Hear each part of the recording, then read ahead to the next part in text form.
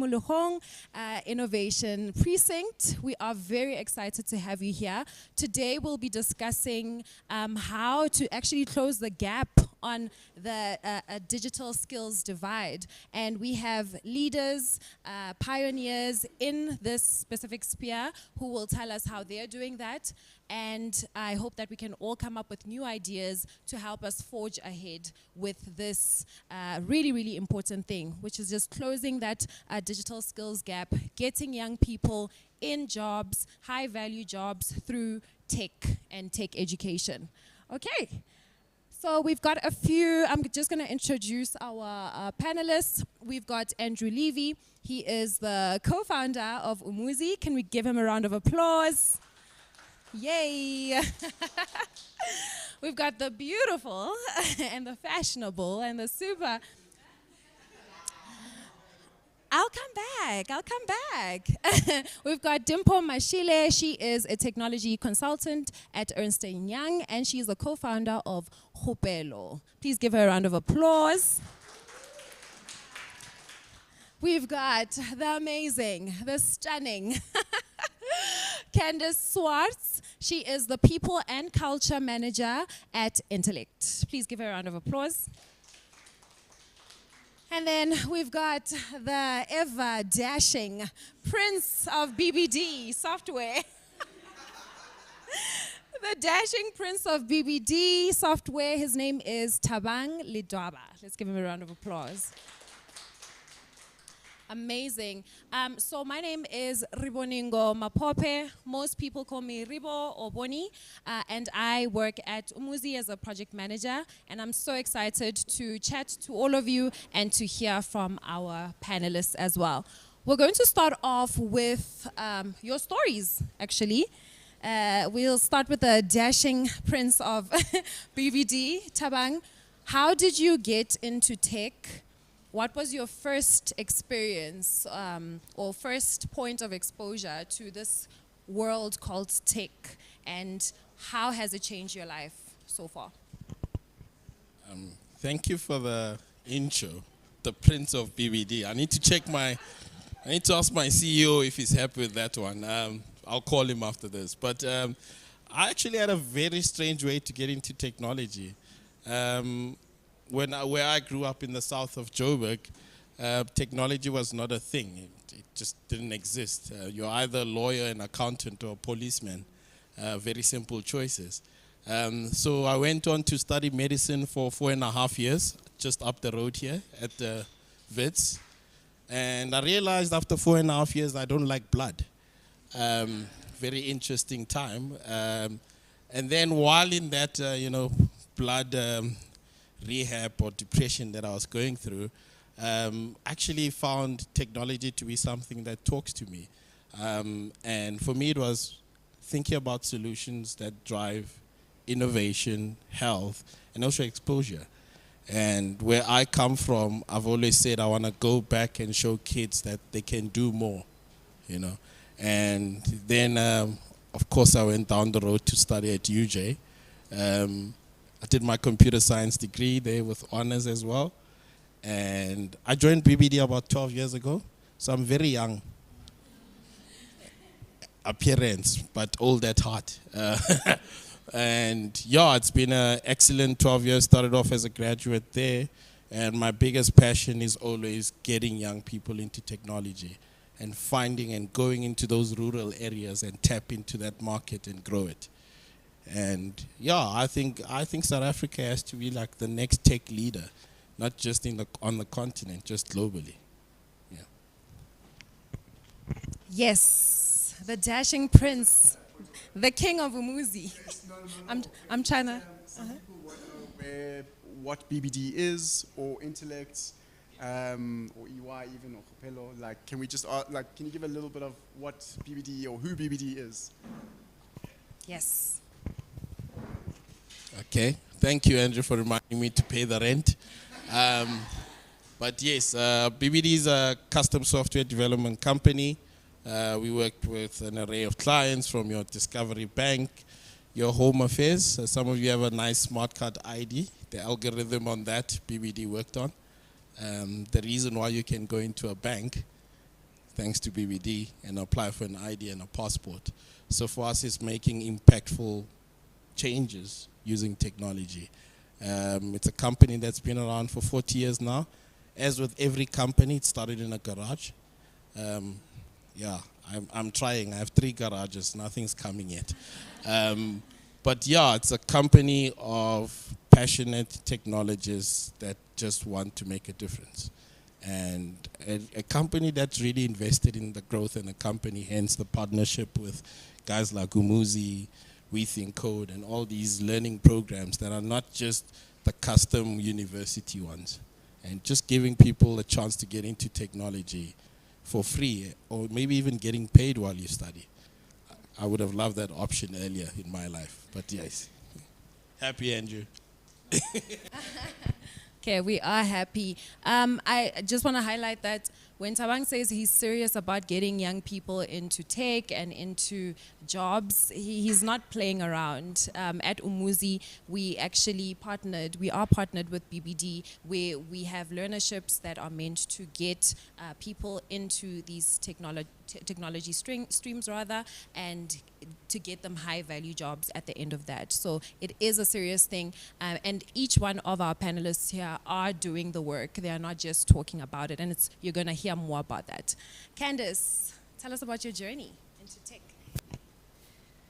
Cool, where do I start? From the beginning, I guess.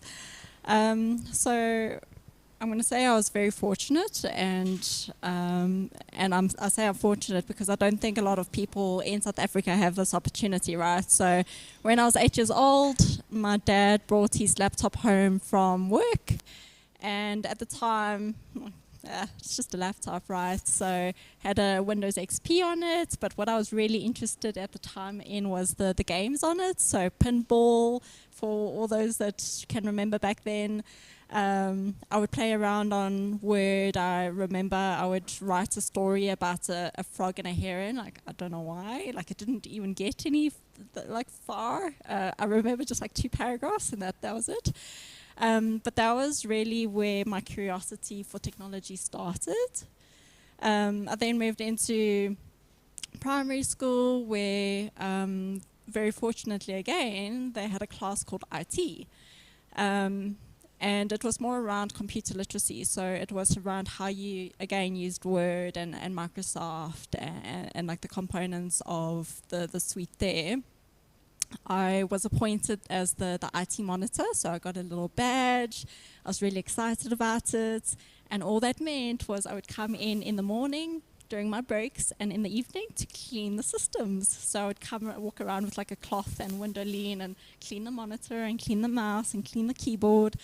Sometimes I could turn the computers off and turn them on, but that was really the extent of it, right? Moving into high school, they did have IT, but at the point where I got an opportunity to select the subjects that I wanted to do, they dropped IT. So there wasn't enough interest from students, and as a result, the teacher that was teaching IT left.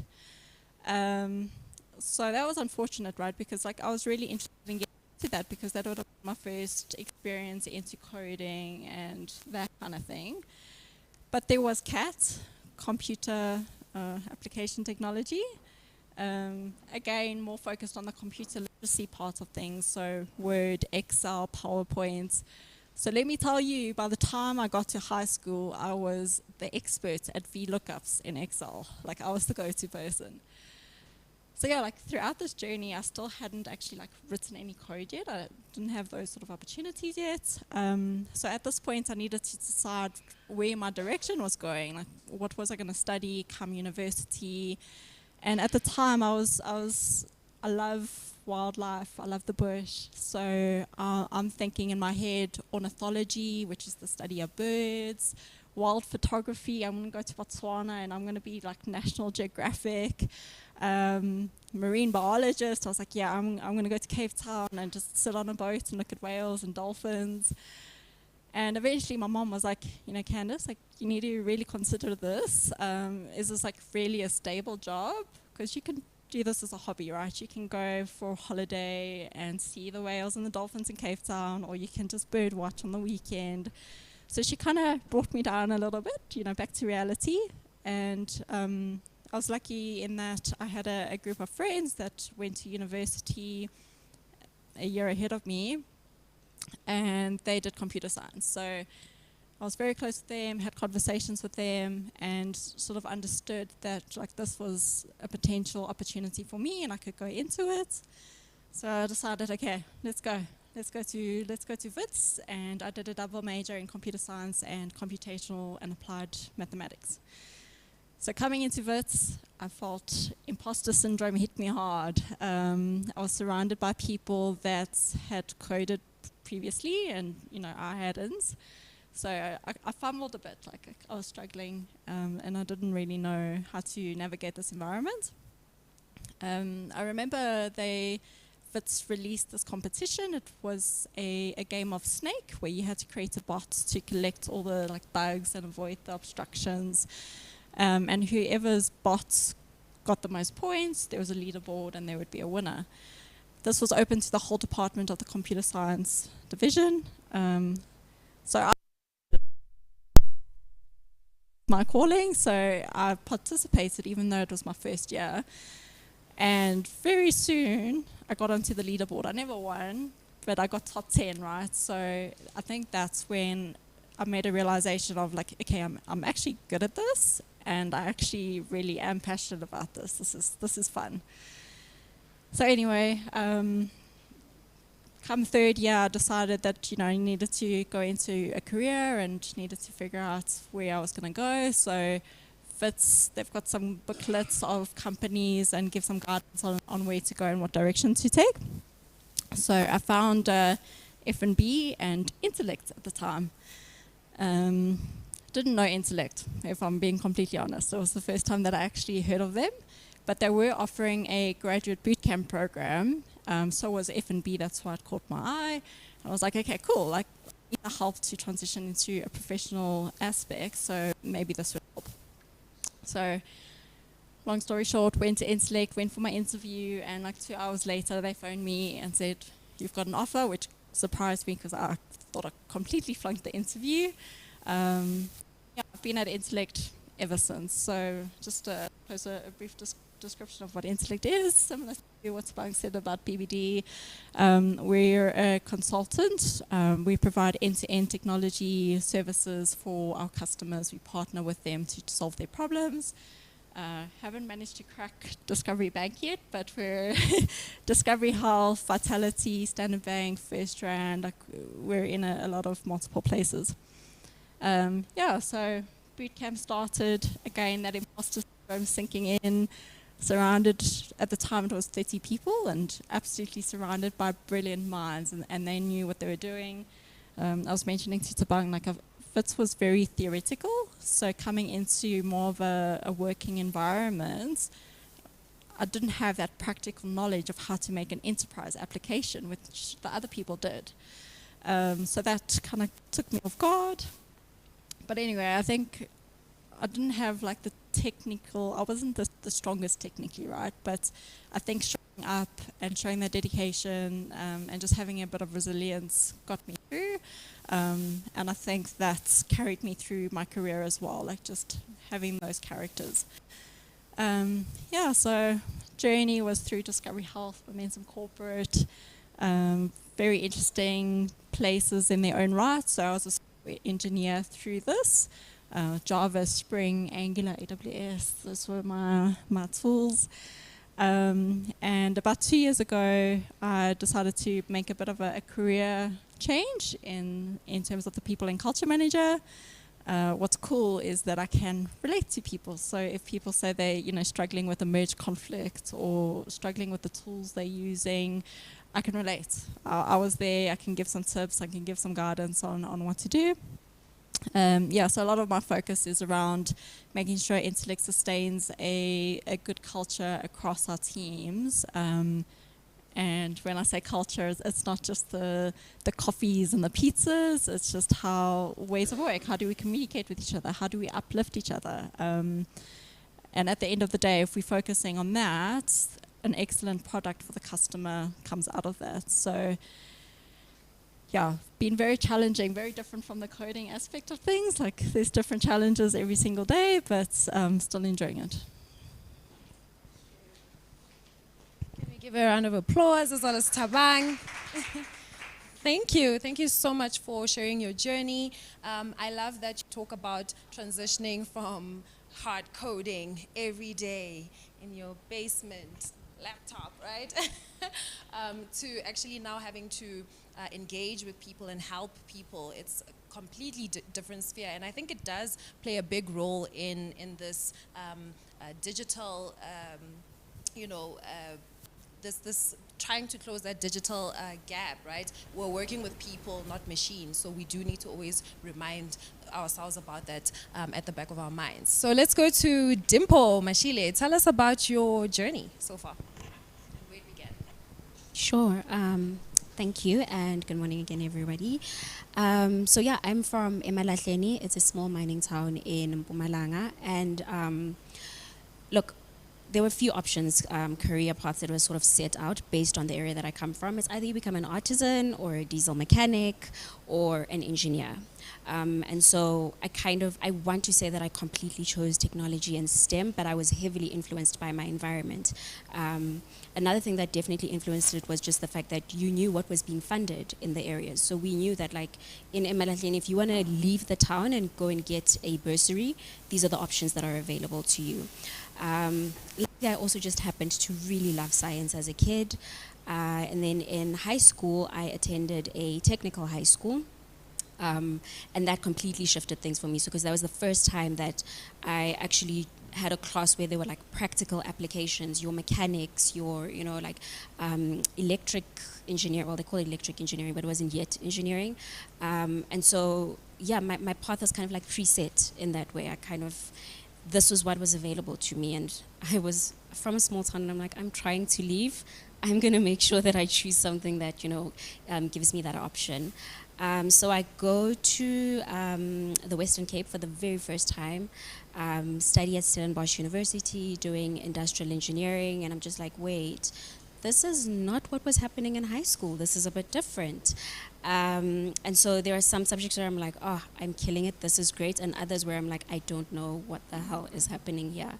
Fast forward, I then sort of like pivot, and lo and behold, I attend a digital skills bootcamp with Dream Girls Academy, which I now have the privilege and honor of being part of the leadership team. So it's a very full circle moment for me. I joined that bootcamp, and I'm sort of like learning about all these other options which are still within the STEM field, but not your traditional engineering, which I was like, had known all my life. And during that time, somebody from Umuzi comes and pitches and says, hey, we have a learnership program, and I'm just like, this is perfect, because I have no idea what I want to do after this. So I sign up, I do the boot camp, and I get into the data science program at Umuzi. Mind blown completely, because it was okay, so I have a bit of statistics and I have a bit of programming, but I also need to know how to like manage stakeholders. I need to know how to engage with people, because I'm solving people problems. Beautiful time at JP's Town. I still say home. As a person who also has a creative inclination, just the fact that there were people who are in copywriting, people who are in strategy, people who are making videos. Listen, I had the time of my life in JP. I literally built, both my technical and my creative portfolio in the walls of that place. So it really was a beautiful working experience, and much like what you said, was just the opportunity of like the tangible aspect, right? Because a lot of the things that we're doing are theory based.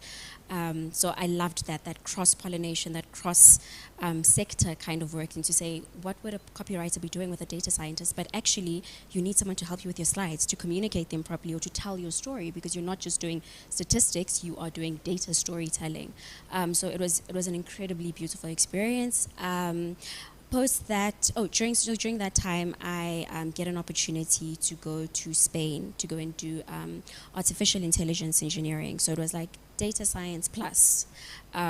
Also, again, an incredible experience. And what I was really lucky with was, it was during my internship or my learnership program with Umuzi, and the sort of like again, cross-pollination between the team in Spain and the work that I was doing at Umuzi, we were able to constantly compare notes to be like, where are we standing? Going back to the digital conversation about the divide. Where are we standing on a global scale? Is what we're getting at Umuzi on par with what's happening in the rest of the world? And so that for me was very affirming to know that everything that I had learned during my time at Umuzi is now helping me here in Spain. And I can see sort of like similarities in the work that we're doing, again, able to support portfolios across both. I get back and I join a advertising agency in their data team. So there's data and strategy, which again was very interesting for me. And then lockdown hits, right? And so they're like, oh, unfortunately, you were the last one in, first one out. So that happens. But I sort of spend my time in that year and I'm like, oh, what am I going to do now? Let me, pick up studying again. So I register and I decide, okay, I'm going to go back to school and study.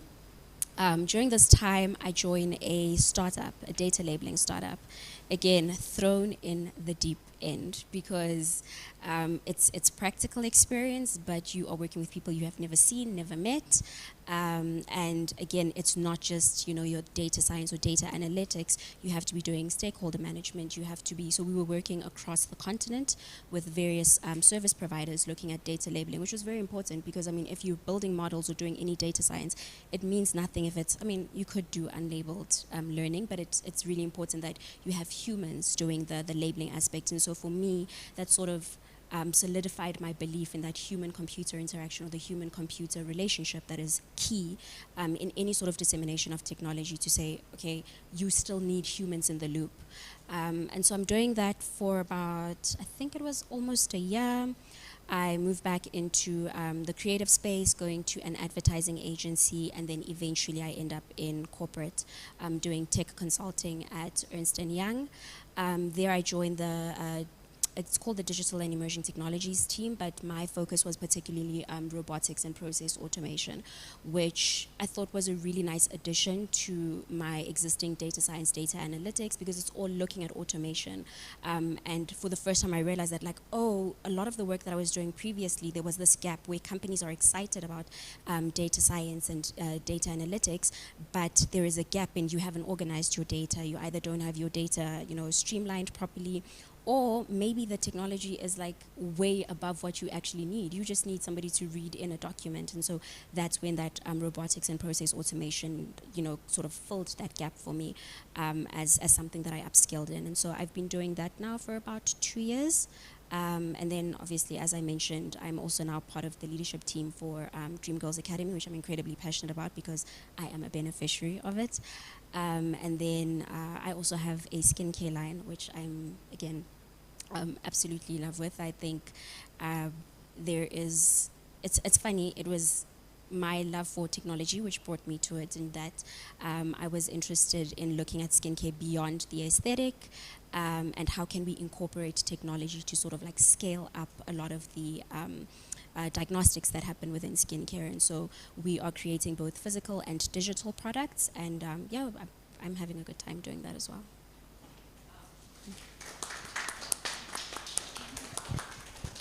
Who knew tech could lead to beauty and skincare?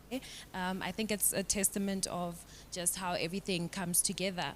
But as you were speaking, I just thought to myself, you're actually a beneficiary of non-traditional pathways to learning, which lead to earning. And I think this is where young people can be.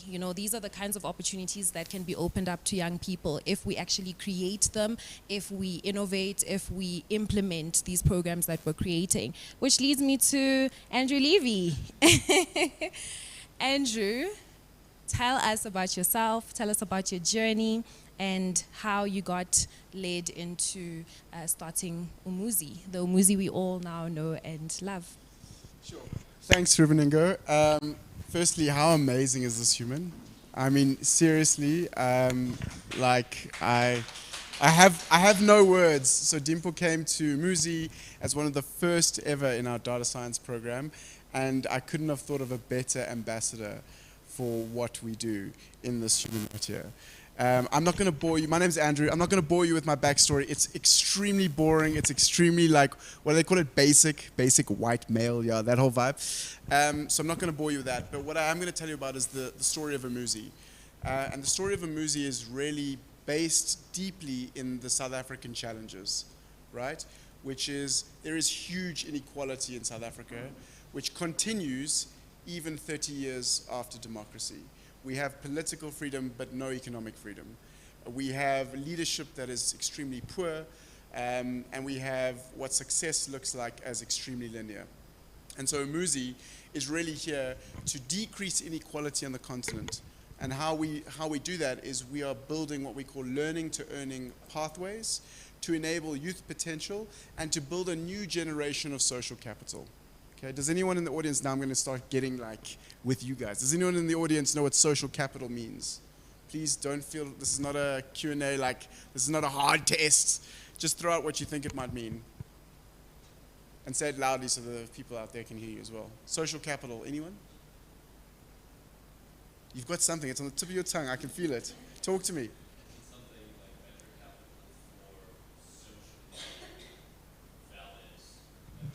Wow, okay, yes, there's definitely part of that, definitely part of that. There's definitely a version of that. What else? What else do you think social capital is? Okay, so let's not keep you guessing. Go for it. Yes, exactly. So our panelist here, Candace mentioned it, she had a laptop from her dad that then she played on, right? That's a form of social capital, okay? You have someone who's got something, they can pass it on to you, you can start playing with it. Your uncle is in a bank working there, and he hears about an internship, so then passes it on to you. This web, this safety net of social capital that is not existent for most of South Africans, okay? Most of South Africans live in a space where their social capital only leads them so far, okay, and no further. And the people that do have social capital traditionally look a bit like me, paler skinned, okay? Because of the inequalities of the past, right? They've got tons of social capital. So they go to those cool schools that are expensive. They meet all the captains and capteurs of industry, you know? And really they drive the initiative for their young people, right? So Umuzi's trying to change that. And Dimple mentioned it, when she was in Jeppystown, she was doing something and then she met some other dude and then they would do this thing, yo man, can we like do a collaboration on Thursday afternoon? And then suddenly you have pictures like that of Dimple and she's now a model and she's all got a skincare range and she's speaking to this person, she knows that person. We are building this new generation of social capital to take over the world effectively. But the other thing that we're doing is we're trying to show that actually what success looks like in the world is probably not going to help us go forward, okay? So when you think about, if you close your eyes and you think success, probably some of you think of those amazing tech founders that are like posted across Forbes magazines and Time and sadly sit next to Trump at conventions, right? It's like the Elon Musk and Bezos because they've got billions and billions of dollars. But they're literally at the elevator of success by themselves and they don't care. And so at Umuzi, what we're trying to do is effectively enable young people's potential, build out a new generation of social capital, and change the way in which we view success. And that's an individual thing and at a societal level as well. So it's not good enough just to be like, okay, let's take someone from a rural background and make them a data scientist, and then they work at this really crazy company and they drive a Porsche, right? That hasn't changed anything in society. That divide will still be there. And so Umuzi is trying to be part of a community where we ask ourselves the difficult questions, give ourselves the hard challenges, and try and make a small difference in the world that we are today. And that's it. Yeah? Thank you. Thank you so much, Andrew, and thank you so much to our panelists for making the time and telling us your stories. I'm just going to quickly go into the audience and just find out from everyone, you know, when this panel discussion was advertised, the title is Navigating the Digital Divide, Challenges and Digital Skills Solutions for Africa's Future. What are your expectations What do you think when you see that title, and what would you like to learn today from our panelists? We'll start with you, Earl. Is it Earl? So when I actually found out about this, which was last week, yeah, so it's funny because I am actually a 4IR facilitator for a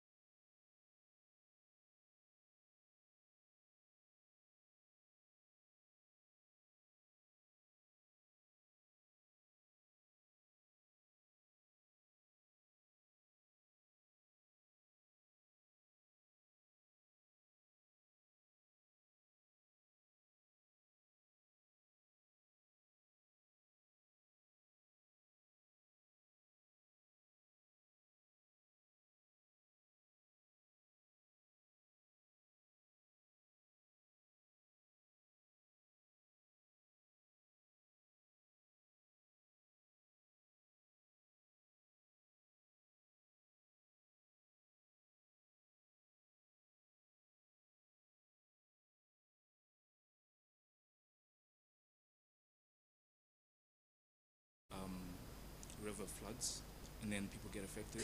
So we went there to map out the area and to basically say, hey, listen, this was going on, and to push it out to government officials and so on and so forth. And in us doing that, we also educated individuals in the area and gave them certificates to basically say that this is what happens and where you need to go if a specific thing happens.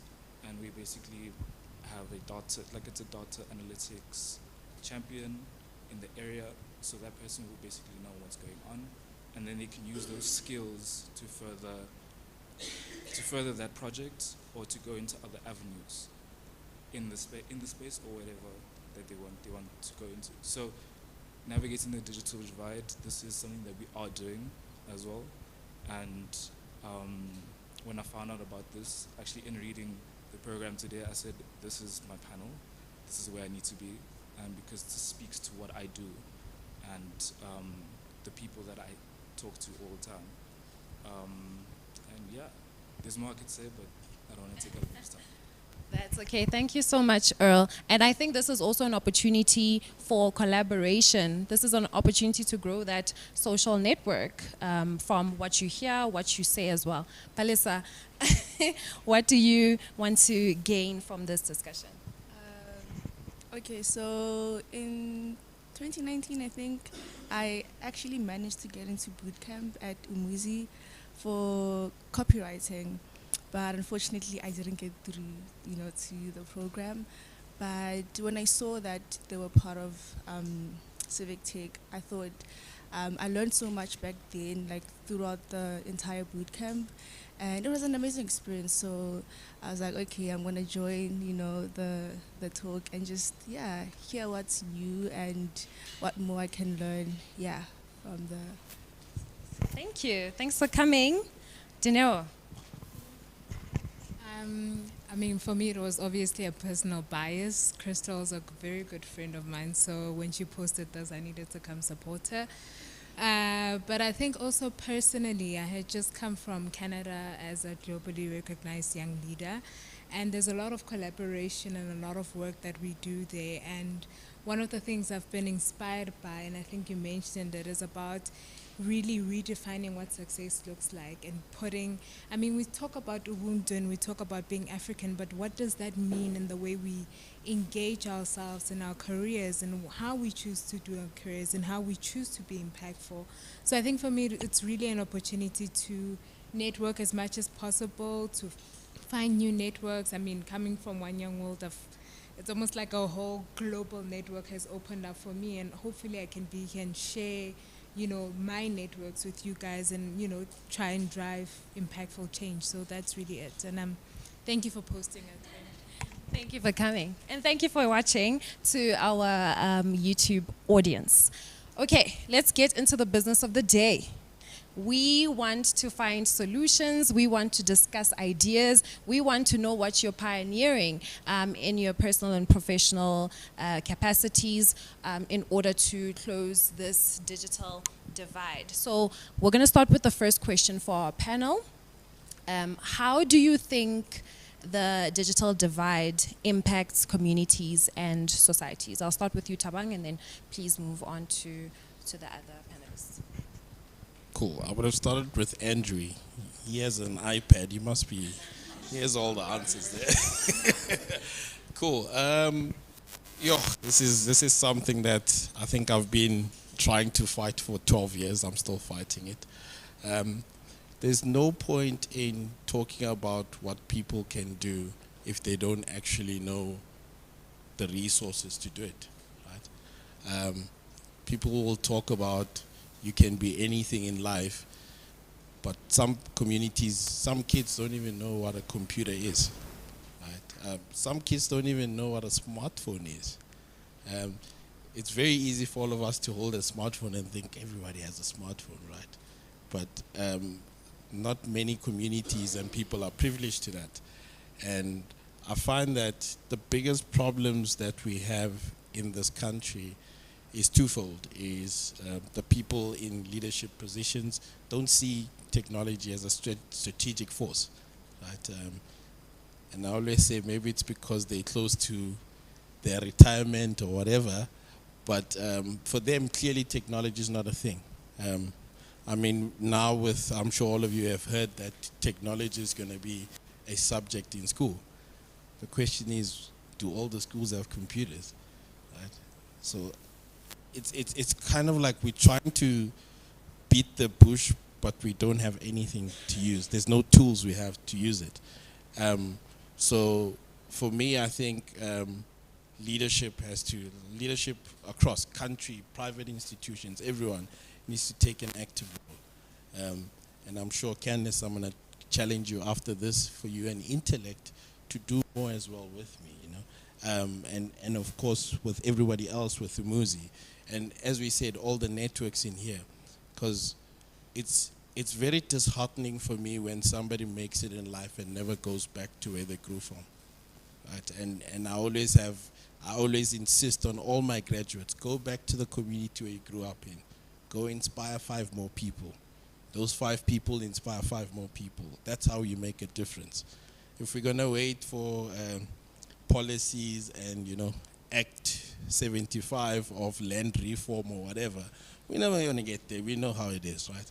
So it's really the onus is on us as individuals to drive this thing.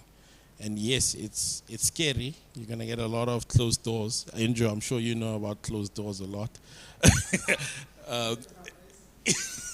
But I think key part for me is navigating that requires a lot of personal responsibility.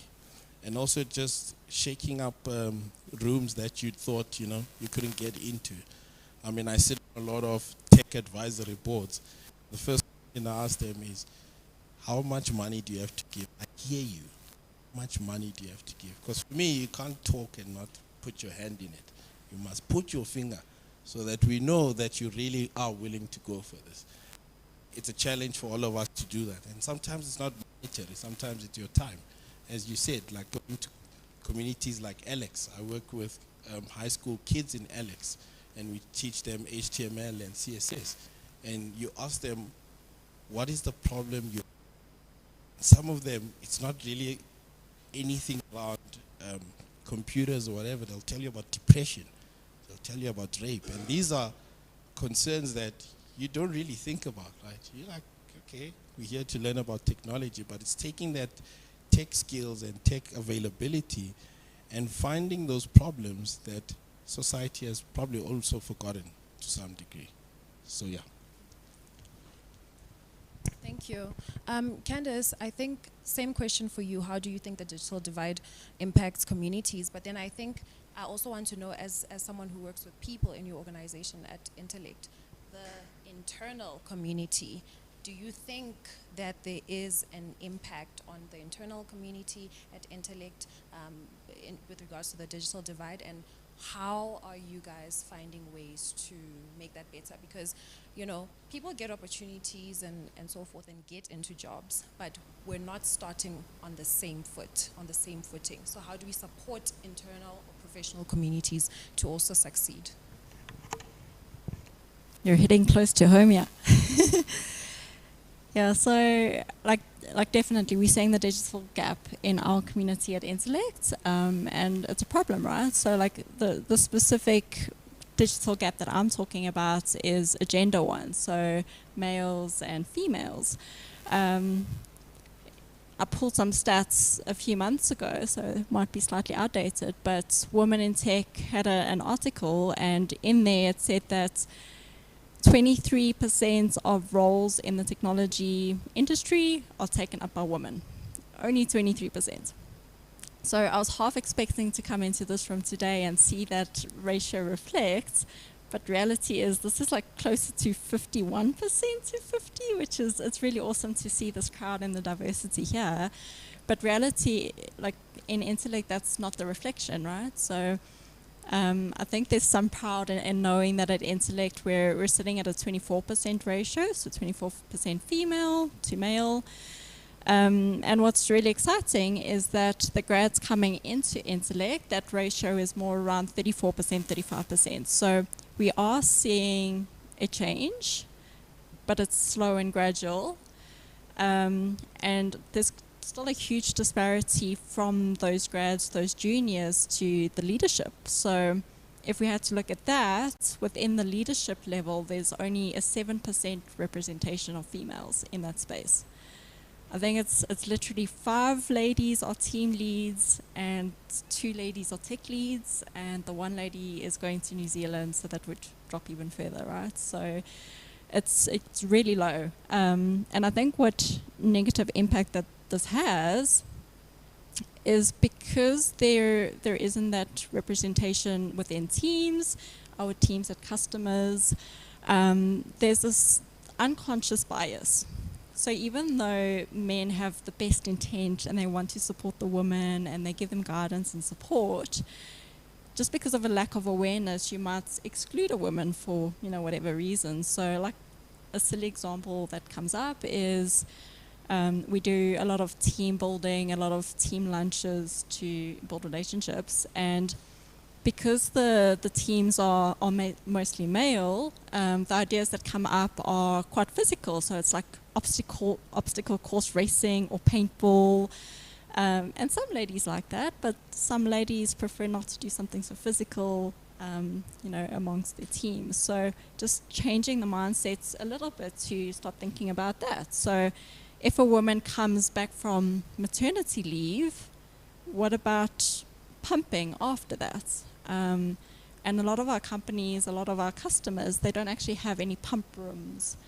So that's something that we've subsequently brought in because we realized that there's a problem there, and we got feedback from ladies who, very sad story, they had to go down into the basement and sit in their car and pump milk. But yeah, sad story, but we've subsequently like fixed that. But I think the problem, again, in the community is because there's so little ladies sitting at a leadership position, the decisions that impact the company at a broader level don't take into account gender-specific challenges. So something like a mother's room or a pump room gets completely ignored just because there's no representation at that level to say, like, hey guys, are you thinking about this? This is a challenge. This is something that we're considering. Yeah, so I suppose that's something that we're tackling because it's a very male-dominant environment. A lot of the ladies coming into the company feel imposter syndrome. They're like, oh no, I can't do this. Males are way better than me. And that's not true, right? Like, ladies are so talented as well. So I think it's a matter of giving ladies that role model and that representation in leadership to say, like, oh, she got it there, like, I can also do it, rather than feeling unsafe and feeling that imposter syndrome so much that you decide, okay, maybe STEM isn't actually for me and I need to go somewhere else. So, yeah, just I suppose in my community, that's the challenge that we're dealing with. Thank Thank you for sharing, Candice. Dimple, as someone that comes from a small community, and I can totally relate to that, you spoke about your story and just how you were exposed to tech.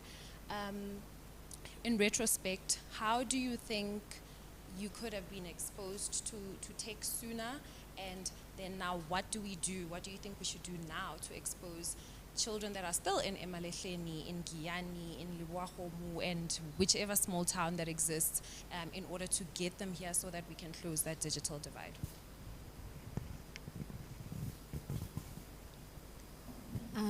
Yeah, thanks. I think that's a really great question. So at Dream Girls Academy, we've been actually looking at this as, you know, an ongoing conversation. What constantly comes up for us is sort of what we call addressing the leaking pipeline. So if you look at what's happening with young girls throughout their schooling careers, is that they're constantly dropping out at certain points in their lives, right? And oftentimes when we're looking at closing this digital divide, or particularly the digital gender divide, we start addressing it at more tertiary levels where it's actually happening a lot sooner in life. Again, have the expectation that just because I live a certain life, or, you know, my life, my day-to-day looks a certain way, that it looks that way for everybody else. But if I look at places like Emalahleni or Mbontsweni, which are either very small towns, very industrial, or even rural areas, young girls have certain responsibilities that will cause them to drop out much sooner. There's also a lot of social understandings which make it difficult for young girls to, you know, that so-called imposter syndrome starts happening a lot sooner in their lives, where they feel like, I might not be good enough for the maths and science, it's not for me as a girl. So looking at that, I think as somebody who now has the opportunity to go back and correct that, those are the areas where I would start.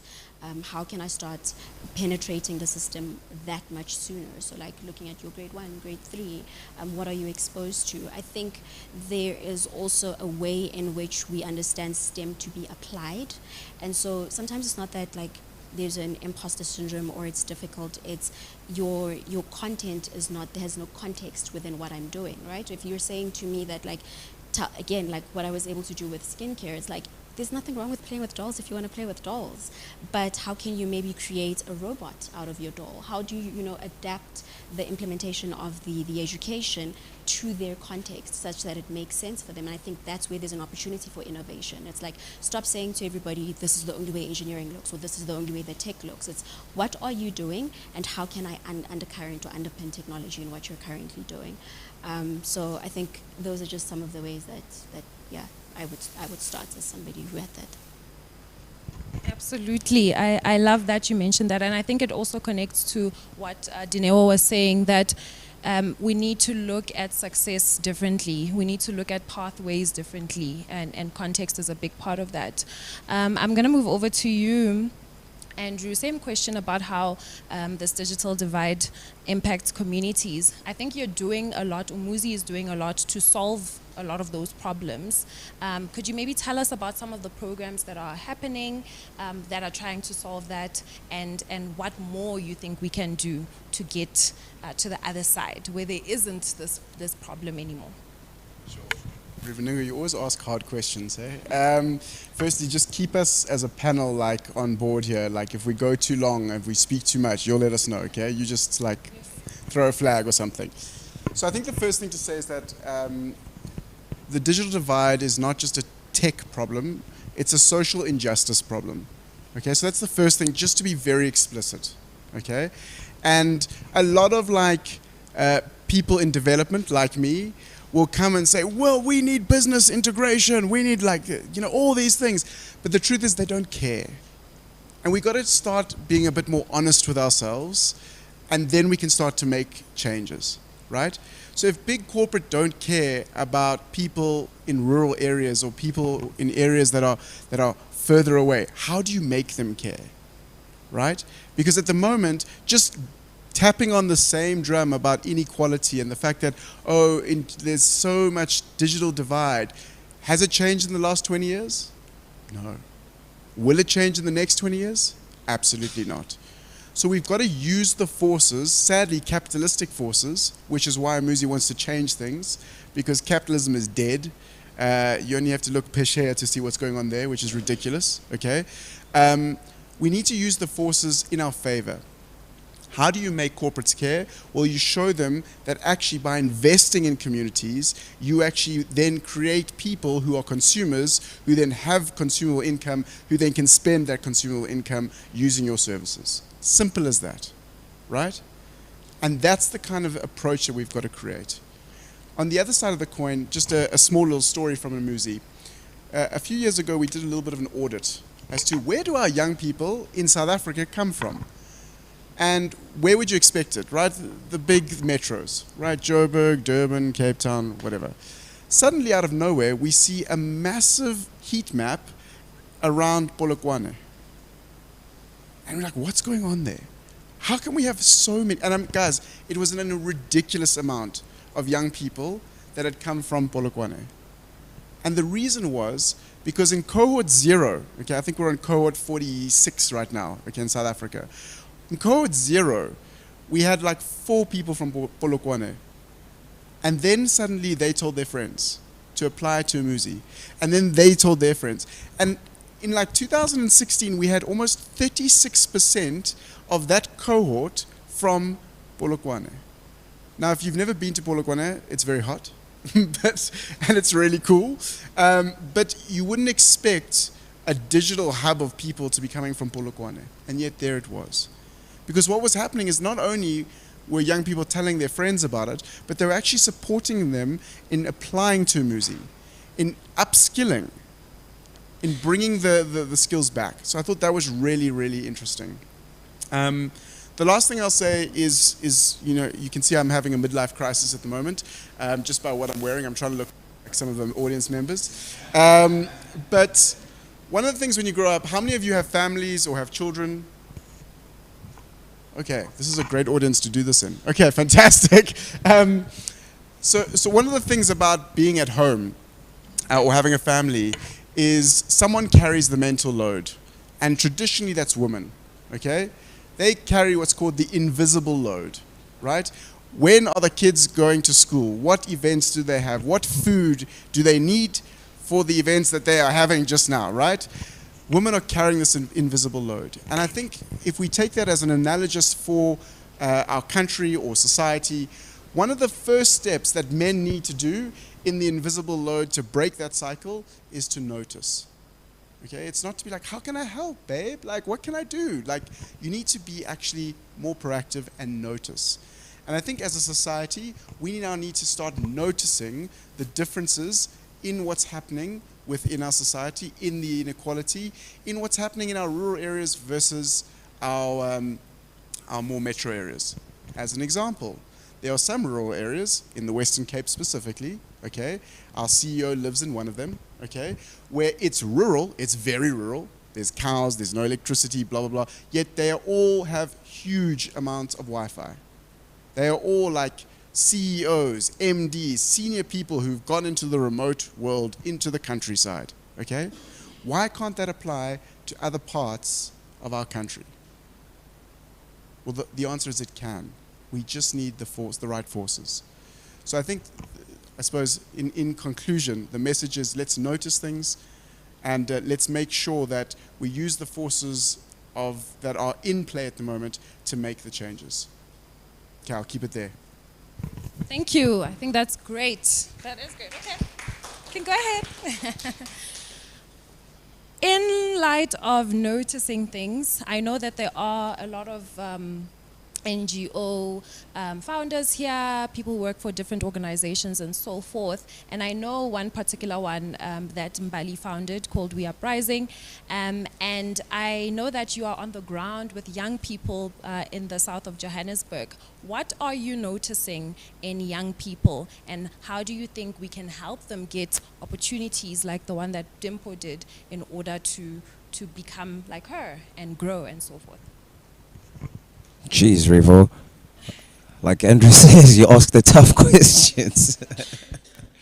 So, look, I've, in my mind, as I've been listening, I'm grappling with something. I mean, what caught my eye as well, I'm still even, trying to answer your first question as the expectation. and looking at the screen and the last words of solutions for Africa's future. You know, challenges in digital skills, solutions for Africa's future. And then the question is, what is that Africa's future? You know, we know the past, we know it's been exploited, we know it's, you know, it's been, you know, yeah, I guess exploited is the word. But then what does the future look like? And looking at digital divide and looking at where, you know, we'd say maybe the West is more obviously maybe ahead in the digital, but what are the challenges that they're already facing there? I mean, I hear now parents talking about too much screen time. So in closing the gap, what are the things that will, you know, that we will not adopt type thing? You know, what is the right thing to, and what does the future look like? Does it look like the kind of, I mean, what Andrew's describing with you guys, CEO, in the rural, who's got Wi-Fi but is still interactive with, you know, the physical and not lost in the digital? And, you know, what skills, I mean, yes, we're trying to catch you up, but what are sort of the, you know, the things that are important to catch up on? And I think maybe that's what's important to teach. And how do we do that? I mean, Tabang asked a great question to say, how do you get even in the, you know, in the game if you don't have the resources, you know? So how are we gonna, you know, empower, you know, the 100,000, almost, you know, almost 1 million kids in Soweto, you know, to participate, and are we gonna get, you know, 1 million iPhones for them to be able to, you know, and what does that mean? I mean, if we buy 1 million iPhones from Apple, you know, are we going to build the iPhones? Is that what they need to? So I don't have the answers. I don't have the answer that you're looking for, but I'm interested in the conversation, and it's just, you know, creating all these questions in my mind. But I think what's, you know, the one that's, you know, just sitting there now is, I think we need to really think about that Africa's future, you know, and what it looks like. And then maybe we can then start building frameworks that will help us to, you know, bring that future to reality. And that will obviously lead to how we then engage the kids or the youth in building that future. And I think that will need some engagement with them, that you know, what is the future that you would like? And that answer may come from the young people you're asking about. So, yeah. I like that. What do young people actually want? What do you want? What do you want? What would you like to see? What kind of world do you want to live in? We're all young here, and I think we all need to ask ourselves that question: what do I want? What do I want to see? So thank you, Mbali, for including that in your answer. Our lovely lady here wants to say something. Good morning, everyone. My name is Yvonne from Nigeria. I work across issues on gender, democracy, and governance. But I recently started an organization in my community. I like the way you put it: go back and empower your community, inspire them. But my greatest struggle has been the fact that this is the Nigerian story. It was just nice listening to all the South African stories. It's not that the community does not have an idea about technology, but they are using it not for good. For instance, you have young people who are driven by just making money, driving the best cars, buying houses for their family, and they are not making impact. And they could go any length to make that money through fraudulent means using digital. So in Nigeria, we call it Yahoo, and all that.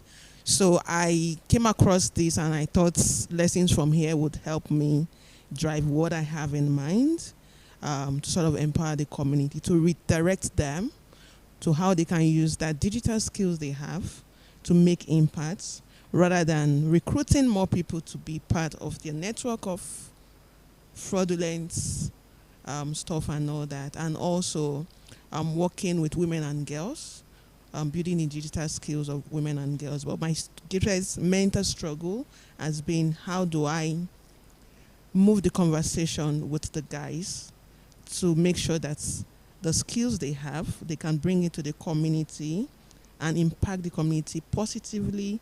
They can be more relevant to the society rather than just be money driven. At the end of the day, they are not so literate, but I don't know how they acquire that particular skills to do the digital fraudulence and all that. So it would be nice to see, I don't know if you have that in the South African setting, but it would be nice to see how do you convert people who are not necessarily digital illiterates to start making good use of the digital skills that they have. Wonderful question for Andrew to answer. And I say this because at Umuzi, we do work with, we work in South Africa, we work in Nigeria, we have learners in Nigeria, Kenya, and beyond.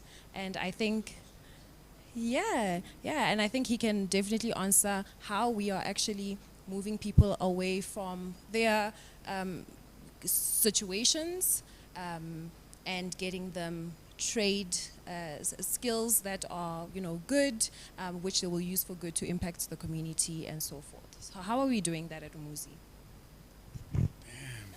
I thought I was just going to let these wonderful, lovely people, and I was going to sit here. Okay, firstly, just to say, for those of you that don't know who the Yahoo Boys are, it's super interesting.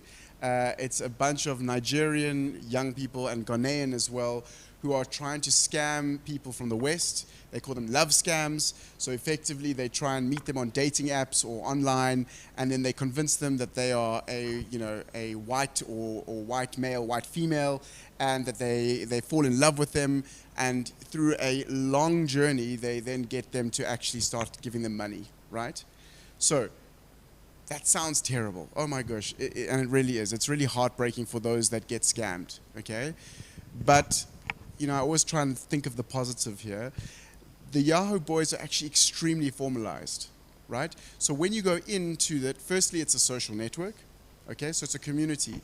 Dimpo knows Andrew. Dimpo is making some money. So then she says to Andrew, hey, you should be part of this whole thing, okay? Social capital, right? So if we can change what the social capital is in the first place, we can potentially change that love scam, as an example.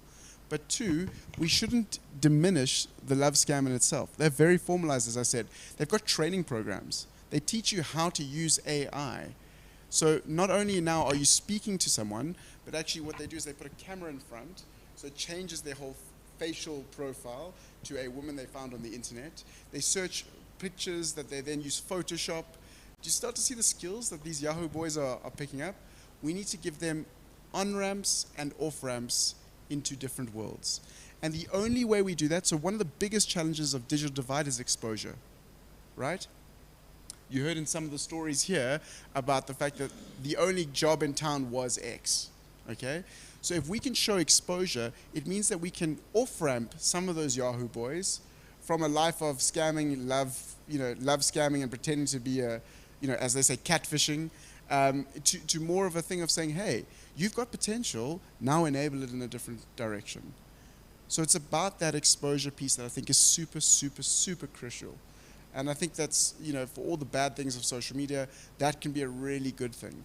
And it doesn't have to be, I think what happens is people like Umuzi, we start to get in our heads about what we should be pushing out there into social media. But actually, what we need to do is show young people that look like me, that sound like me, that are in the same situation, and show them that just a year ago I was like you, unemployed, but now here. Okay? Started from the bottom, now we're here, That one still works. Yes! I'm so happy about that, okay? So I think that's really what we need to do as a society, is show positivity and not try and the word is like a lot of people will look down at those kinds of people, Yahoo Boys, for what they do, okay? In Ghana, they talk about themselves as being Robin Hood, right? Taking from the rich, giving to the poor, right?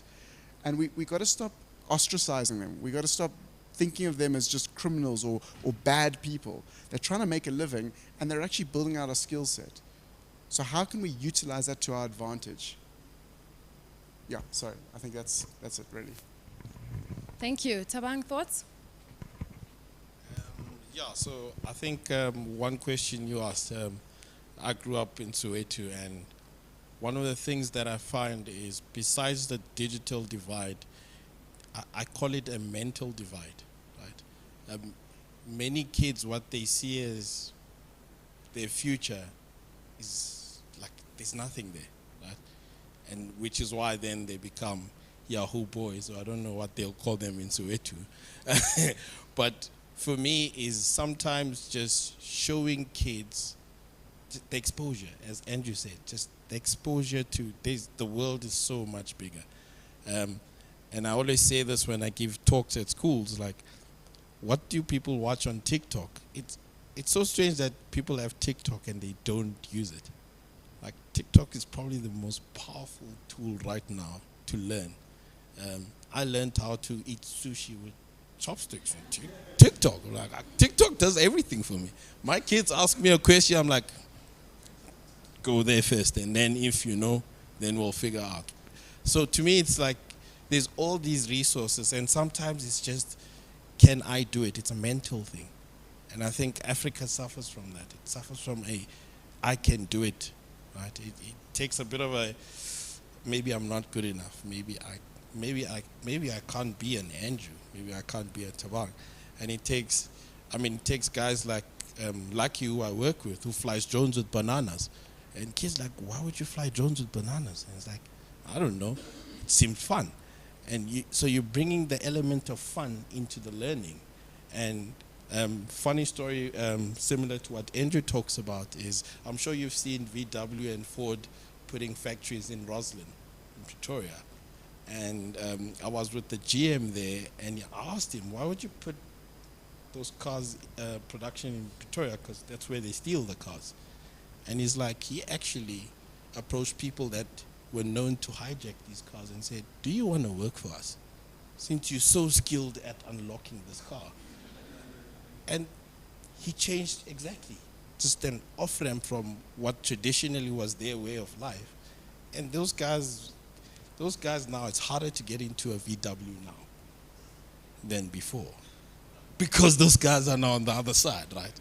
And that's just the beauty of technology and skills. It's like really just taking what people know and just diverting it to a better place and into a better impact.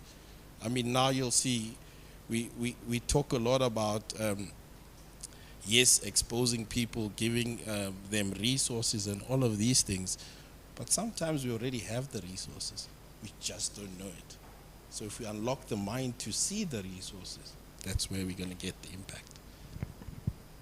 Thank you. We've got a comment from Earl, and then our lovely lady here. Thank you. So I basically have an answer for Mbali's question. So essentially, this is what I think. I might be wrong, but there's no one-size-fits-all for the digital divide. Each community has its own problems, and each community has its own issues that need to be solved with specific technologies. Or they might have the technologies, but they might not be guided in the right way. So yeah, I'm just saying that I think we need to look into these communities and like collaborate in these communities and actually ask them what's going on here. Because Lesotho has different problems to KZN. They have snow, and with the snow comes snow, and then there's floods and whatnot. But with KZN, it's just rain, floods, and that's it. Those are two different problems. They can be solved by some of the same issues or technologies, but the approach is very different. And that's where we need to just go into the communities and figure out that digital divide, because that digital divide isn't a one-size-fits-all.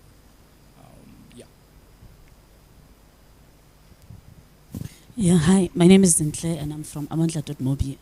As you were sharing your stories, I keep asking myself, is there any kind of strategic work of putting things at scale? You know what I mean? I still grapple with the fact that how can just high school, a simple high school, how can that high school not have data?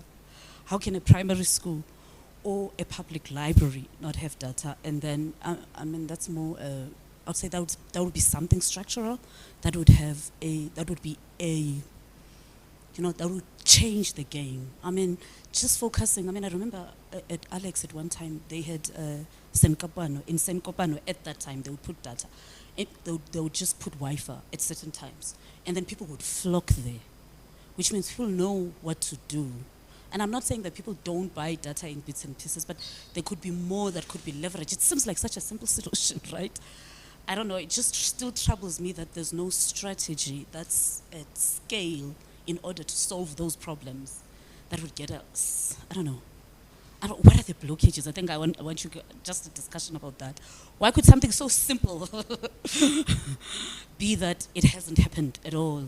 I'm failing to grapple with that. Yeah, and maybe people to help me just respond to that. Prof.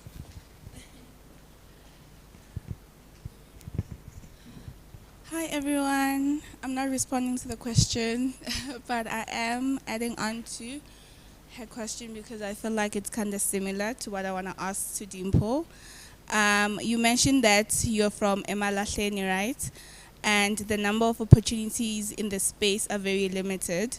I just wanted to find out, right, in keeping in touch with the theme, #Under the Hood, one of the layer being community, are there ways in which you are navigating the digital divide that may exist in Emalahleni?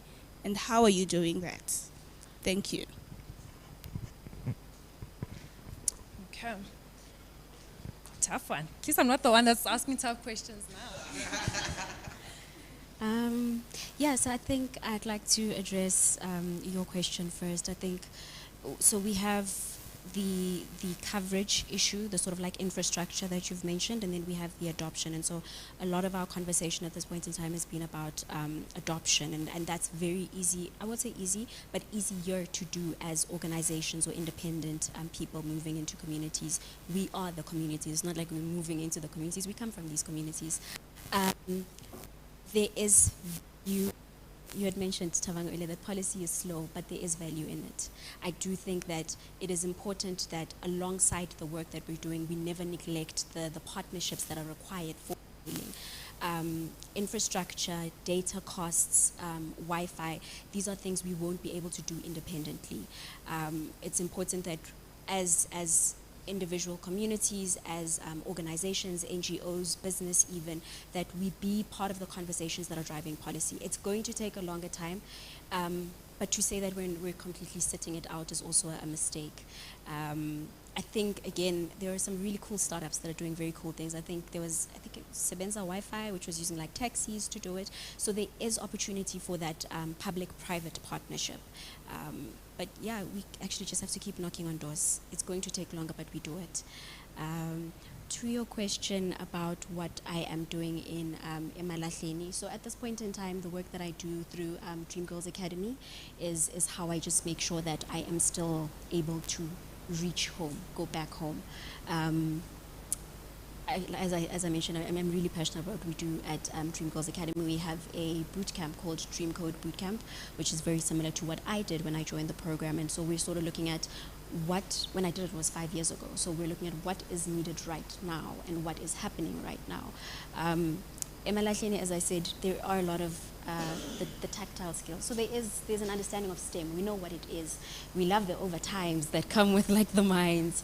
A lot of the young women and men are very skilled in your like diesel mechanics, artisans. They understand STEM.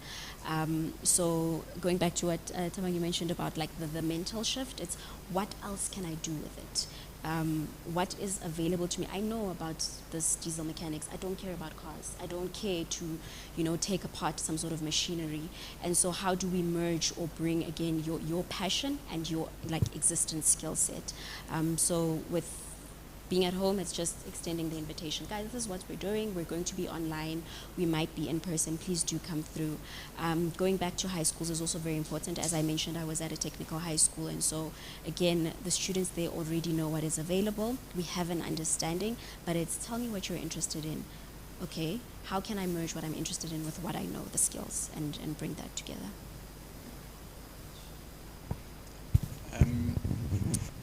Just a small thing.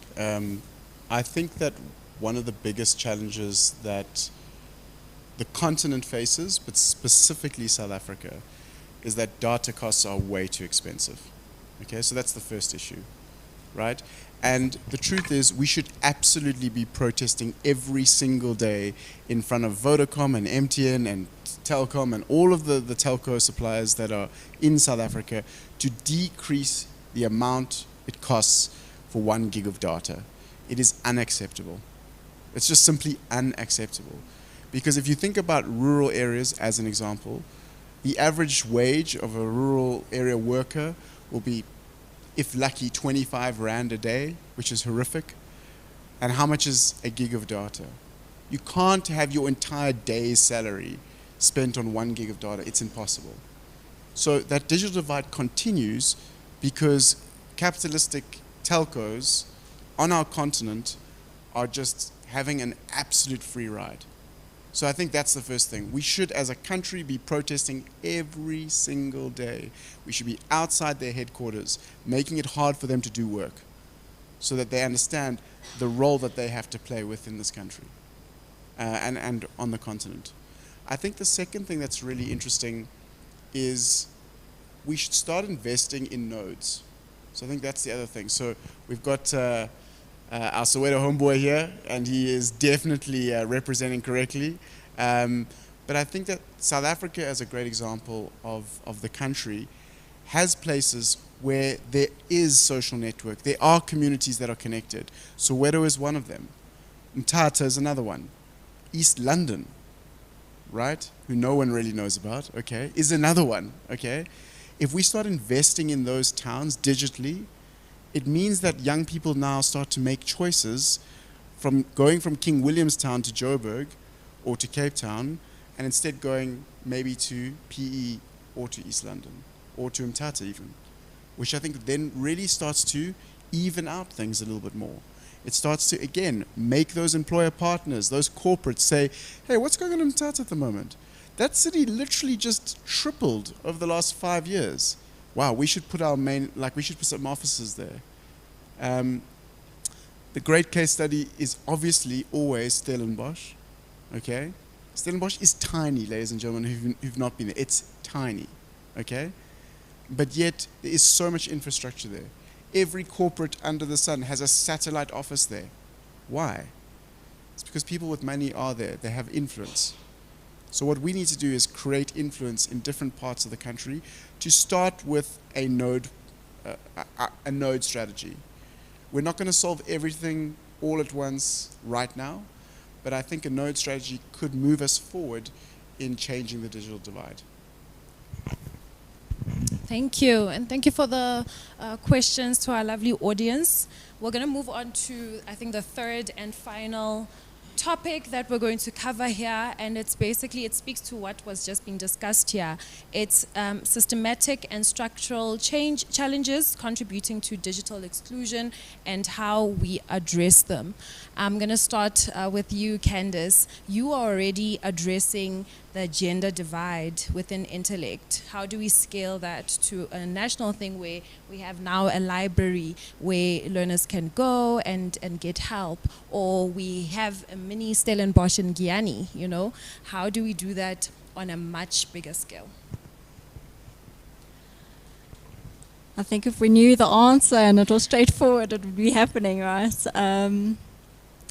Yeah, I think like the small things that we're starting to put in place is create marketing around the ladies that are in intellect so that they can be strong role models for other people. So I interview quite a lot of graduates throughout the year, and what they're starting to see and what's bringing them into intellect is like social media, Instagram. So getting ladies, the senior ladies in our company, just to tell their story and to do some thought leadership and have those posts in, you know, online, but also on the likes of Instagram. Young ladies are starting to see that through social media, and they're getting inspired and sort of realizing like, oh, wait, this is something that I can do, and they're starting to follow that. So that's a subtle thing that we're starting to do. There's also Girl Code, which we support quite a lot through Intellect, and a lot of the ladies in our company volunteer to do Girl Code. So Girl Code started, I don't know, 2014, 2012. And the idea behind it is to do hackathons around it for ladies in the community. So it happens on a weekend, ladies come through, and we get the volunteers to teach them a little bit of something about code. So there's laptops that's been set up. They come through and they get a bit of a lecture on, how to do HTML, CSS, just to really start to inspire them to do more and get them that exposure. And that first story of this was the laptop that I got, and that's the laptop that created this journey for me. So that's happening. I think what's really cool there is it's not just tertiary level, it goes down all the way to grade 4. So we spoke about needing to go deep and sort of target our younger audience as well. And robotics, and the idea there is to encourage them to play around with robotics and see what they can do, create little machines, and it hopefully it just creates a bit of an inspirational story for them to go forth and experiment with it. So Girl Code, but more social media.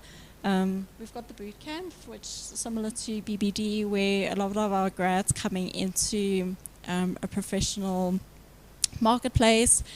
Andrew was saying earlier that a lot of companies are looking for people with work experience, but people coming out of university don't have that work experience. So it's this very cyclical thing of where does it stop and start.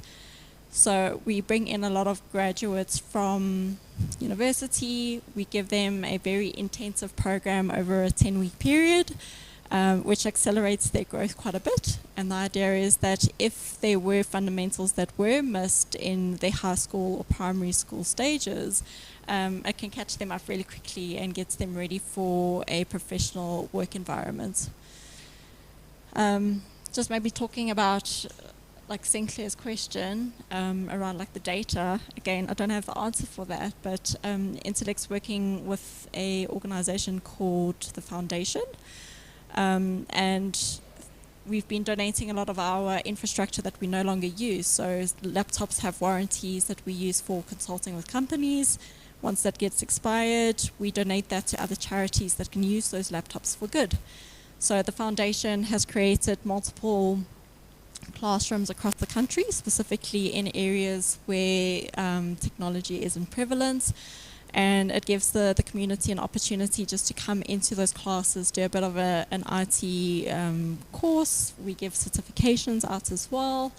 And stories like a lady now being able to do PowerPoints and print out adverts for her company to grow her company in the community. Those are some of the stories that are coming out of that. So those are a few things.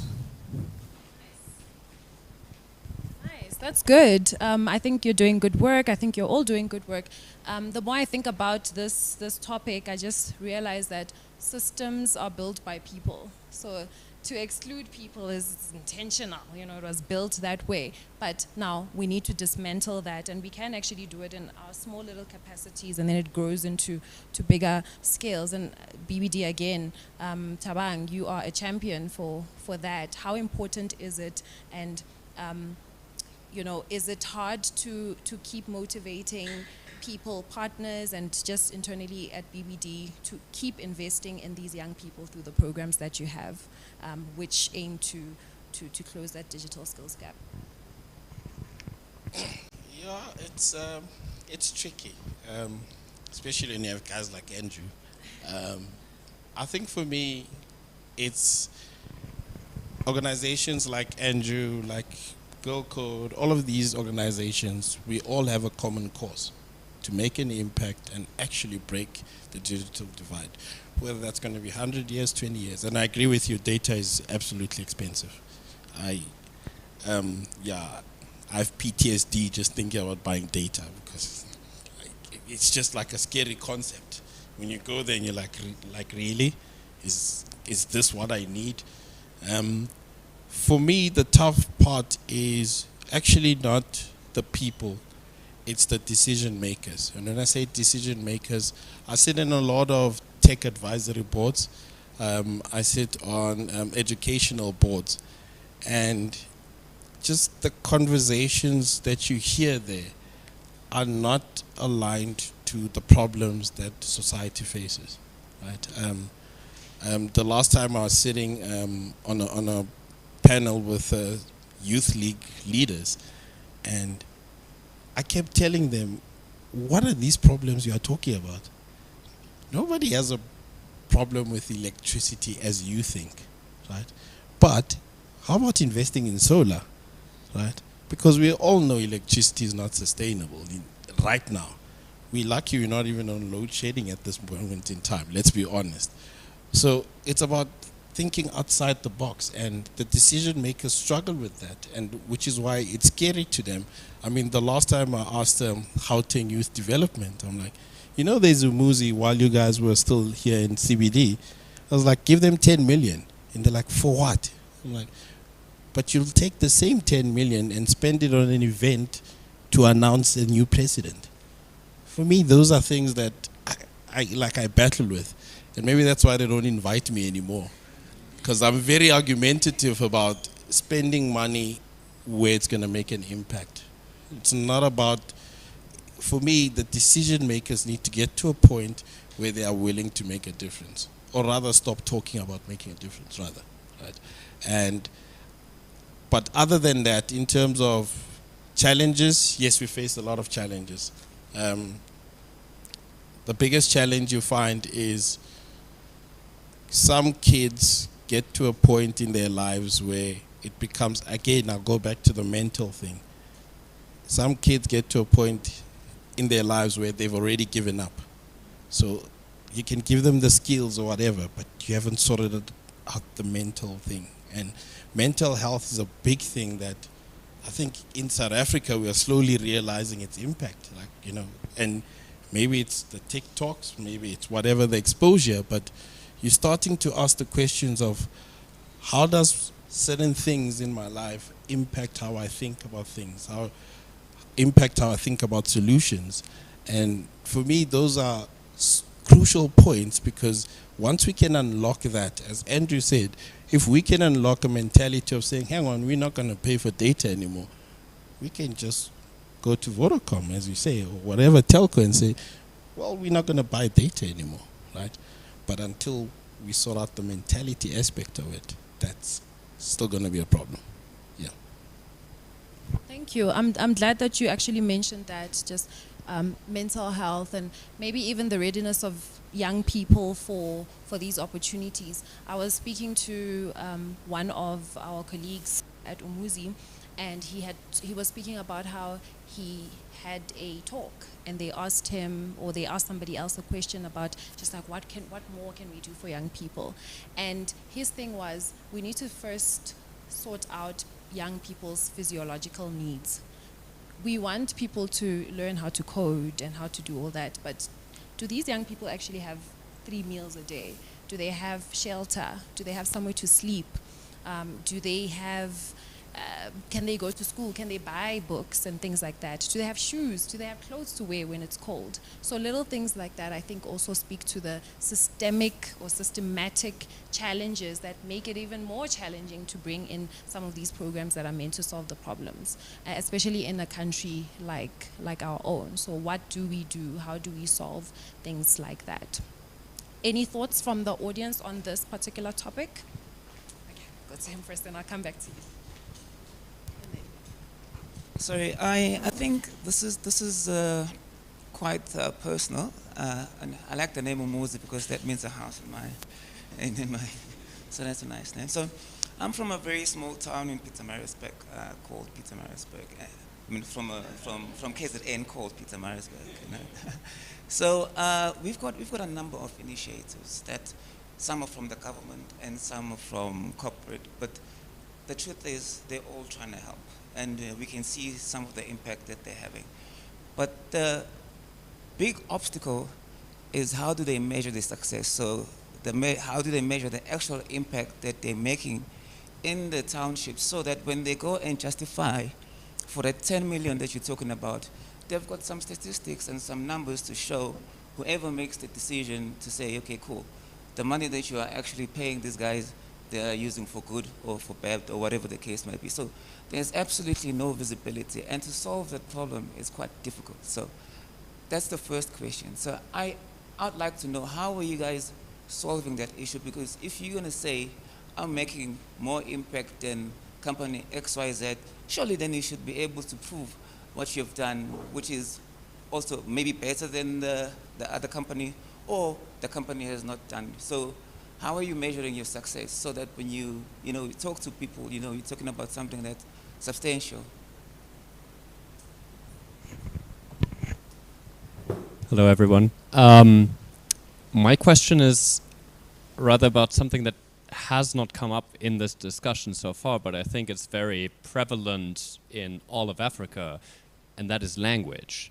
Because right now we're all speaking English, but not everybody is capable of doing that. And there's a big discussion with underrepresented languages in AI, for example, because technology is striving forward, but those people that can't speak English are left behind. So what can be solutions? Because the digital divide will only get bigger if you can't even start being a part of it because you can't understand it. Yeah, so are there solutions in regards to that? Thank you. My name is Tadius Tesfaye. I'm from Ethiopia. I work for Save the Children International, Ethiopia Country Office Program. Thank you for sharing such inspiring experience and thought-provoking stories. My question is just to chip in a couple of pointers. One, when we are talking about the African's future, I think it's good to define. For instance, now the African Union has an agenda for 2063, Africa we want. So probably we could link with that kinds of visions so that everybody will contribute for that big agenda. And also it will probably attract different actors if we are linking with this. The second one is, you were raising very important concepts like social justice, social capital, very much interesting. And you explain it very well. My question here, probably if you are talking about social justice, due to so many reasons like conflict, climate change crisis, the number of people affected by inequality and discrimination is proliferating time to time in Africa, be it in the West, in the East. So I was checking your platform, and it's a perfect and it's a great opportunity for many African countries. I would be more happy if you could tell us about how do you reach those youth who are less opportunity to access your platform in different African countries. And secondly, tell us about the scalability and adaptability of this opportunity, because if you are talking about the African's futures, we should think of the adaptability and the scalability in a different context, be it in a developmental and in a very the African context varies from country to country. So just think of that and share your thought and experience. Thank you. Thank you so much. I'll just go through the questions again quickly. How are we measuring impact and success as we try to close this digital gap? Language and the digital divide. How do we navigate that to make it more, to make the tech more inclusive? And then how is Umuzi reaching out to underprivileged youth in Africa? Maybe let's start there.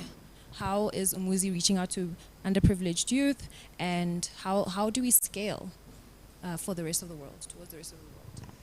I'll try to be quick because I know we don't have a lot of time. And I'm not going to answer the language question. I think that's a great question, but I think we've got data scientists and experts in the field that probably know a lot more about that. So I'll let them answer that one.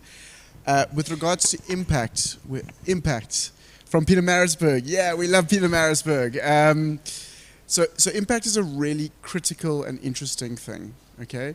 Because sadly, I think, again, in our capitalistic society, impact is all about numbers, okay? So we think about numbers and we're like, okay, it must be 50,000 or 100,000 people.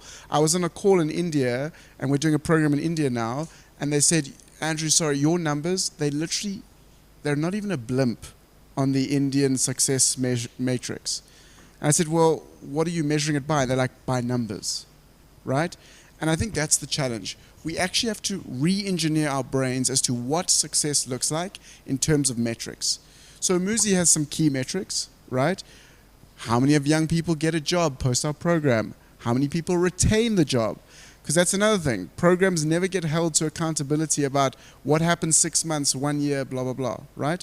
Because we believe in social capital, we want to try and monitor our entire community from cohort 0 all the way through to now, okay? So that's something, if you're running your own programs around here, do not forget the power of your alumni, critical, okay? But we're running a program with a global software company at the moment, and we're doing a whole metrics reinvention, okay? Because what we're saying is that it's not good enough just to say, oh, person A got a job. What does a job actually mean, or what does this opportunity actually entail? So as an example, right, it decreases the obvious one, unemployment. It decreases the dependency ratio. If some of you in the room aren't au fait with the dependency ratio, how many people are dependent on one salary in a household? Okay? In South Africa, that number's as high as 30. 30 people are dependent on one salary. Okay? That is insane, right? So decreasing the dependency ratio, really important. Increasing the tax base, right? One of our learners very early on said this incredibly insightful thing.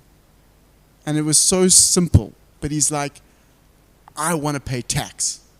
It's like, dog, you do not want to pay tax, all right? Like, everyone's trying to dodge tax, trying to be tax efficient. He's like, if I'm paying tax, it means I'm in a bracket. I'm earning enough money that I can pay tax. And that is a big, significant moment for me, right? Poof, mind blown, insight, right? South Africa has a tax-based problem, okay? As do many countries in Africa. If we can increase the tax base, we can shift the dependency ratio, move it away from government must do, to we as a community must create, we must build. And so that's some of the metric stuff that we're talking about right now. Okay? And that social capital one is hard. It's hard to navigate and quantify social capital. But as an example, my favorite example, at Umuzi, one of my most proud things, you guys are going to laugh, one of my most proud things is we have a WhatsApp group called Job Opportunities. And we let all of our community go into that thing. Okay? And in the beginning, Umuzi was posting job opportunities from our network. And slowly and surely, members of the community started posting. And slowly and surely, Umuzi stopped posting. And every member of the community just started posting from their business. Hey guys, I've got 4 jobs here. Hey guys, this is what you need to do. Email this person, blah, blah, blah. So the community was sharing the value, creating value, and getting job opportunities for young people. What a beautiful thing. How incredibly simple, but so beautiful. So I think this is a metric of success. Okay, when I die, they can put on my gravestone, he created a WhatsApp group called Job Opportunities. You know, like that's it, right? Very quickly then, just to move on to the, you asked about scalability. So reach and scalability. So reach, I think, we've got a whole bunch of local enabling partners. So we really believe in the community of development organizations, of partners working in the space to try and reach young people. We cannot do what we do alone. A great example of Ethiopia, okay? I've been to Ethiopia, what a wonderful place, but challenging and completely changed from when it was, I went about 5 years ago, completely different. The issues that, you know, Addis is facing right now, okay? So we have to work with young people, we have to work with organizations on the ground to get the word out there. And then just quickly on the scalability thing, we're always saying at Umuzi, we want to scale in humanness. What does that mean? It means no matter how big we get, okay? No matter how many young people we affect, we always want them to be connected to an actual human being. Because the risk is that you lose yourself in the scalability thing, right? Oh, it's about the numbers. We were in 32 African countries, 15,000 young people were working on our systems, they were learning, blah, blah, blah, and you sound so cool and important. But if you lose the humanness, you lose the connection between people, right? What is the point of the work that you do? There is no point. There is no community. There's no feeling like I see you. We see you. Okay? Sibunan. Okay, like that's it, right? We see you. So I think that's really, really critical for us, is that whatever we do, however big we get, it's really important to scale in that humanness. And again, I'm not interested to your question back there. I'm not interested in, saying we did 50,000 people and all we did was a 30-minute video where they watched online and we're not even sure if they watched it or not. Who cares? But we can just count it as a number. Not interested. I'm interested in walking a journey with someone and saying, hey, who are you? Oh, you're Riveningo. Oh, that's amazing. Oh, you come from Guyana. Oh, it's hot there. Oh, you don't like heat. Oh, that's amazing. Okay, cool. So that's why you moved to the city. Amazing. You're a TikTok influencer. Brilliant. Right? Connect. Like that's what's beautiful about this. Okay, sorry, I'll keep that short.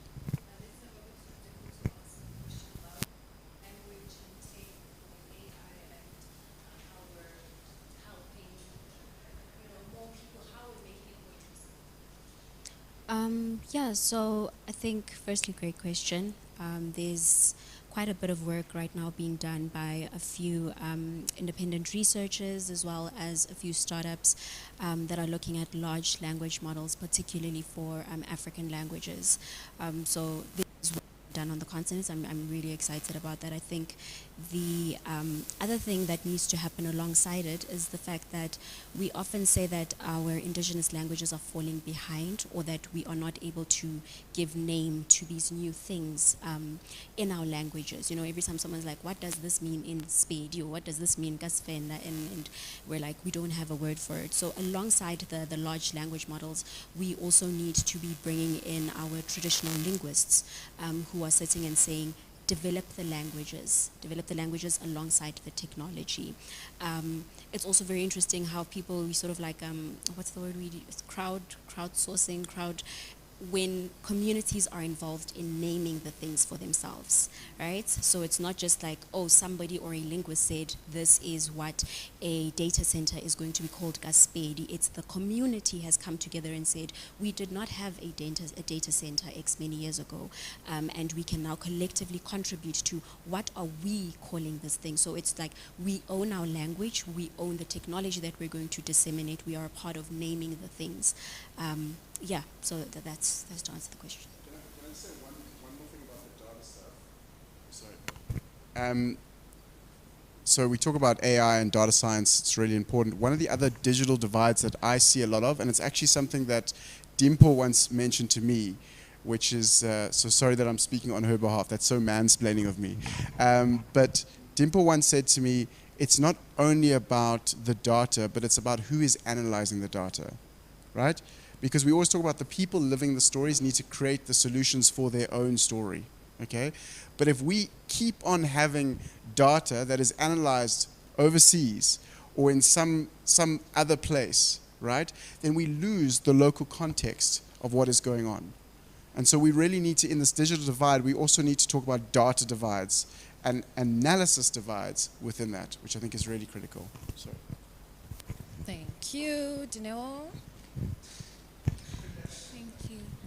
No, I think the language one is very interesting because, I'm not sure if people are aware, but the Thabo Mbeki Foundation recently on Twitter actually asked people to put in recommendations for policy recommendation and thought leadership pieces and, building Africa. And one of the things, you remember, I think like it was 2 days ago on my Instagram, I was complaining that we're losing language because we don't use it a lot. Like if you're in a corporate setting, 70% of the time you're speaking English, and you start to not you speak your mother tongue, but you're not speaking it the way you would if you were in community. And so one of the, that's something that I'm working on right now, is writing a policy recommendation around how do we actually get different regions where there's a predominant language to that be the business language, because that's the only way you keep the integrity of the language. If the language is not commercialized, then it loses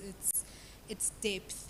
People start to, and I noticed that, like, when I went to KZN, I could not understand the Zulu they were speaking. I was like, I understand Joburg Zulu, man. This one it's really deep because it's very cultural Zulu, but it has no business context. And if it has no business context and no commercialization, then over time you lose the integrity of that language. So I think that's one of the ways, I'm trying to look at it, and I think it's something we definitely can talk about, is really how do we recommend those policies to say, in different regions, if you're in Limpopo, the language there should be Venda or Pedi, and that's how you're going to transact. And obviously, if you're building AIs in those regions, they have to adapt to that because that's the business language. I think that's also one of the ways we can look at it. Thank you.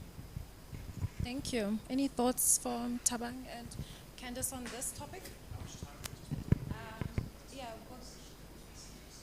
we're good for time, 2 minutes each. Okay. That's a really interesting concept about having languages that are specific to regions and that community. I would just maybe leave a thought there about, like, what if those areas starts working with an Indian company or a USA company? Like, what happens to that language? Like, what do they revert back to at that instance?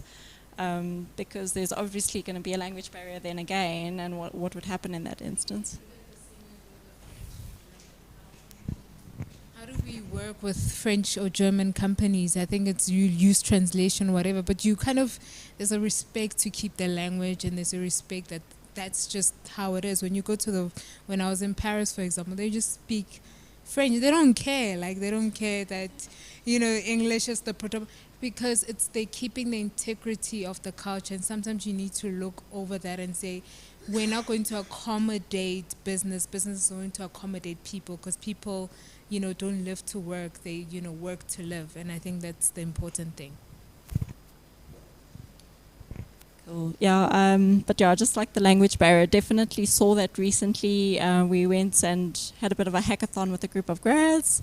And I suppose this one group, Afrikaans speaking, so they spoke Afrikaans, but then that's separated the team collaboration from the people that couldn't speak Afrikaans. So it wasn't good to see that, something could call out, right? But yeah, I think as consultants, Tabang and myself, it's really important to be able to speak English and articulate yourself well. So, like, how do we solve that in communities? Spoke about machine learning and bringing, like, translations in. Last year there was someone in Intellect that created an application that could do that. So he was using machine learning and that ability to translate languages. Like, things are missing, right? Because it's not 100% complete.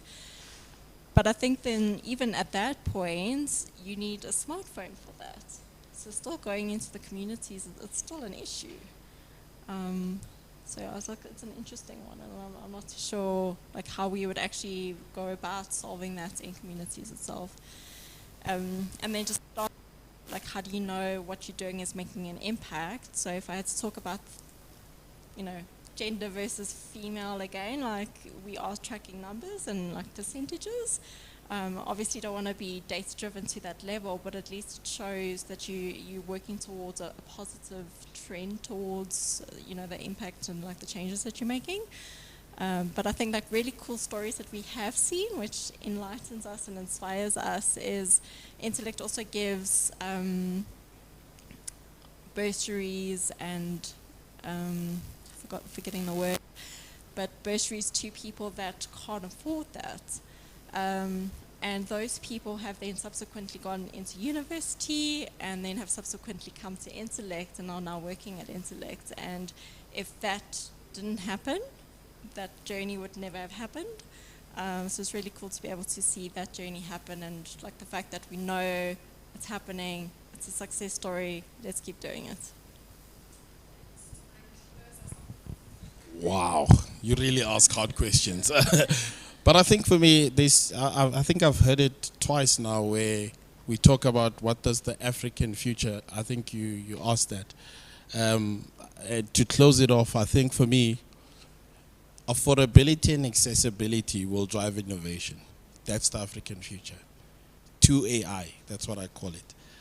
Affordability, accessibility will drive innovation. And if we just stick to that, any environment can blossom. Thank you. So thank you so much to everyone that came through. Thank you to the panelists.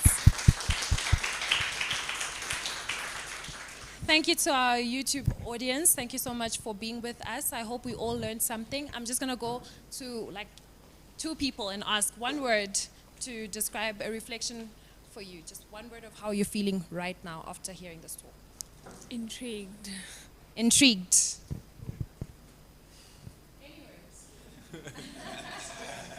Hungry for more.